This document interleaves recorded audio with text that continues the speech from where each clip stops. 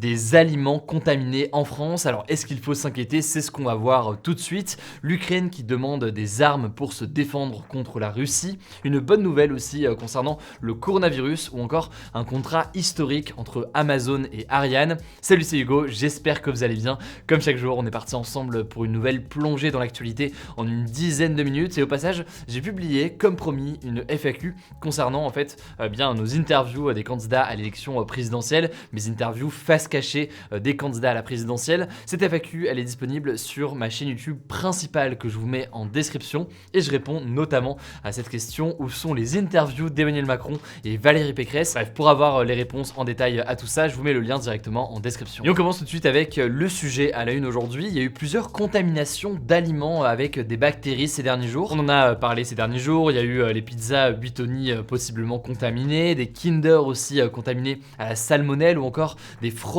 avec peut-être des listeria qui sont toutes donc des bactéries qu'on retrouve dans les aliments et qui peuvent être dangereux pour la santé. Bref, un enchaînement ces derniers jours. Et cette question forcément essentielle, au-delà même d'ailleurs de ces cas ces derniers jours, y a-t-il un problème de sécurité alimentaire en France? Et pour bien comprendre, on peut notamment remonter aux années 90. À l'époque, il y a eu la crise de la vache folle. C'est en gros des vaches qui avaient attrapé des maladies puisque elles avaient été nourries avec des farines animales, donc des farines fabriquées à partir de d'autres carcasses d'animaux, et ces maladies avaient été transmises tout simplement aux humains quand ces humains avaient eux-mêmes mangé ces vaches. Cette épidémie à l'époque avait fait au total près de 227 morts dans le monde. Tout ça avait en l'occurrence permis d'alerter d'une certaine façon sur les conditions d'élevage et de production de cette nourriture industrielle, et ça avait d'ailleurs entraîné des règles sanitaires plus strictes en France et plus largement en Europe. Par exemple, dans les usines aujourd'hui, en théorie, il y a désormais systématiquement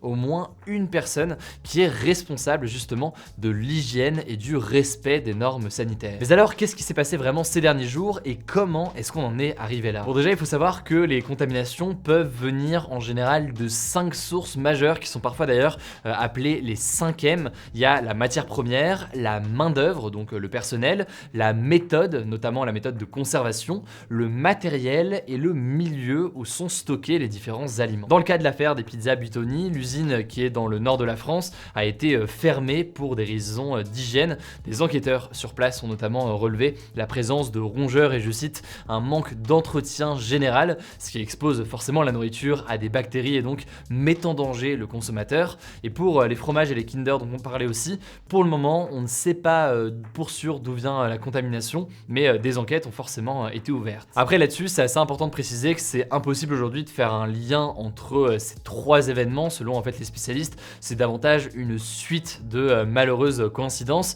Bref, il n'est pas question d'attaque bactériologique ou quoi que ce soit aujourd'hui selon les différents éléments dont on dispose aujourd'hui, mais tout de même, eh bien, ça pose une question. Donc, comment est-ce qu'on peut faire pour lutter contre tout ça, puisqu'on le comprend, il y a des cas qui arrivent encore aujourd'hui. Alors, il y a d'abord deux choses à souligner. D'abord, certains demandent plus d'inspecteurs pour l'hygiène et surtout des sanctions plus lourdes justement en cas de manque d'hygiène dans ces usines.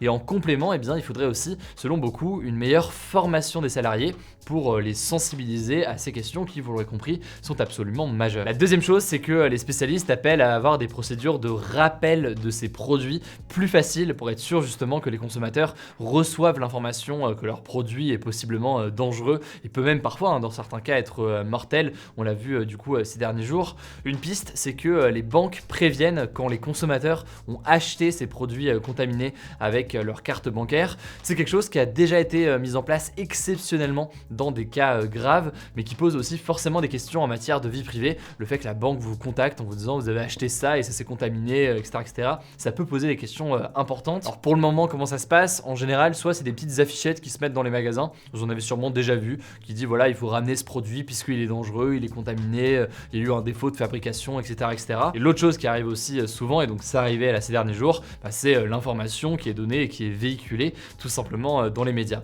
Dans tous les cas, vous l'aurez compris, c'est un sujet qui est important au final et qui s'immisce d'ailleurs un petit peu dans la campagne puisque ça pose la question plus large de la qualité de notre alimentation et de sa production. Si vous voulez plus d'informations sur ce sujet qui est forcément un sujet assez majeur, je vous mets des liens comme d'habitude, des ressources en description pour en savoir plus. Alors on continue avec un point sur la situation en Ukraine et d'abord cette première information majeure, l'est de l'Ukraine se prépare depuis quelques jours à d'intenses combats. Les habitants ont en fait été invités à évacuer immédiatement la région puisque eh bien, les autorités ukrainiennes ne veulent pas, je cite, un deuxième Mariupol, en référence donc à la ville de Mariupol à l'est de l'Ukraine qui a été complètement détruite par l'armée russe et où de nombreux civils sont morts ou alors sont encore bloqués. De son côté, le gouvernement ukrainien réclame toujours plus d'armes à l'OTAN pour se défendre, notamment des avions, des véhicules blindés ou encore de défense anti-aérienne. On verra donc ce que décide l'OTAN sur tout ça. Ça fait suite notamment à ces révélations de massacres dans certaines villes. Deuxième information désormais, le ministre des Affaires étrangères français Jean-Yves Le Drian a annoncé la convocation ce jeudi matin de l'ambassadeur russe en France. Ça fait suite à un tweet de l'ambassade russe justement qui a fait énormément polémique et qui a été d'ailleurs supprimé peu de temps après. En gros, ce tweet laissait penser que les massacres commis à Boutcha, cette ville donc près de Kiev dont on a beaucoup parlé ces derniers jours, seraient faux.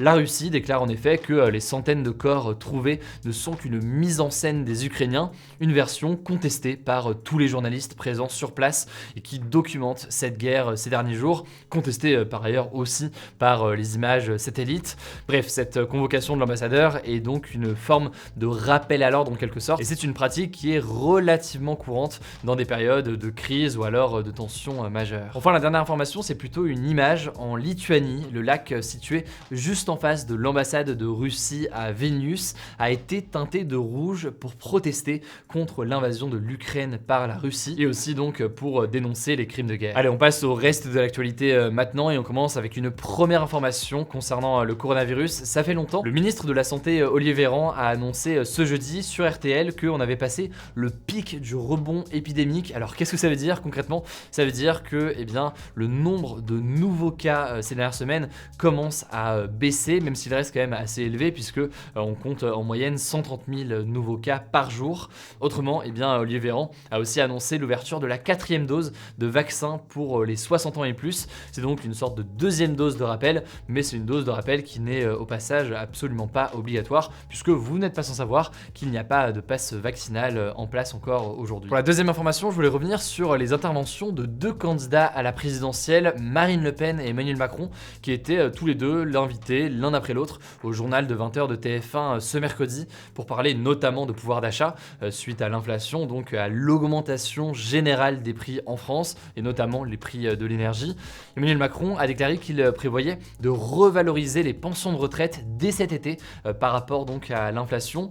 De son côté, Marine Le Pen a affirmé que sa première mesure serait de baisser la TVA, donc cette taxe qu'on paye à l'État sur tous les produits, une taxe de 20% en général, et qu'elle du coup souhaite passer à 5,5% sur, je cite, l'ensemble de l'énergie, mais aussi créer un panier de produits de première nécessité, avec donc des produits qui ne seraient pas concernés par cette TVA. Troisième information que je voulais absolument mentionner aujourd'hui, ce vendredi, ça fait un an que le journaliste français Olivier Dubois, qui travaille notamment avec le journal Libération, est retenu en otage par un groupe djihadiste à Gao au Mali. C'est d'ailleurs actuellement le seul otage français recensé dans le monde. Les dernières nouvelles d'Olivier Dubois datent de janvier 2022. Il est apparu en fait dans une vidéo a priori en bonne santé. Alors pour ce triste anniversaire, ses proches ont publié une vidéo sur YouTube ce soir avec notamment les journalistes Élise Lucet, Gilles Boulot ou encore Florence Aubenas qui avait été retenu en otage en Irak en 2005. On retrouve notamment aussi le groupe de rap IAM invitant donc à signer une pétition pour sa libération. Je vous mets un lien directement en description. Enfin, dernière information pour terminer, le groupe Ariane, donc cette entreprise spatiale française, a signé le plus gros contrat de son histoire ce mardi avec l'entreprise américaine Amazon. En gros, les fusées Ariane ont été choisis en partie pour mettre en orbite une partie donc des 3236 satellites qui vont composer une constellation qui va s'appeler Kuiper ou Kuiper, je suis pas sûr de la prononciation, mais qui doit en fait permettre de connecter toute la planète à une connexion internet à très haut débit d'ici à 2030. Ce serait donc une façon nouvelle génération d'aller sur internet, non pas grâce à des câbles terrestres, mais bien donc grâce aux satellites. Ça fait forcément écho aussi au projet Starlink d'Elon Musk dont vous avez peut-être entendu parler. L'objectif c'est de faire tout ça d'ici à 2030 et Ariane est donc le seul partenaire non américain à avoir signé avec Amazon. Écoutez, voilà donc pour ce nouveau résumé de l'actualité en moins de 10 minutes. Je le disais, pour toutes vos questions concernant les interviews face cachée des candidats à la présidentielle, je vous donne rendez-vous sur la FAQ, je vous mets le lien directement en description. Par ailleurs, je tenais à vous dire que ce dimanche, vous allez pouvoir suivre la soirée électorale, même la journée, l'après-midi et la soirée électorale avec nous en direct sur Twitch. Je fais un grand live exceptionnel, et bien toute la journée de dimanche à partir de 16h. Du coup, n'hésitez pas évidemment à nous rejoindre. Ça se passe sur ma chaîne Twitch, il y aura des invités, il y aura une partie d'entre vous aussi en public qui sera présent, il y aura des quiz, il y aura des débats, on verra évidemment l'annonce des résultats à 20h. Vous allez pouvoir suivre tout ça avec nous.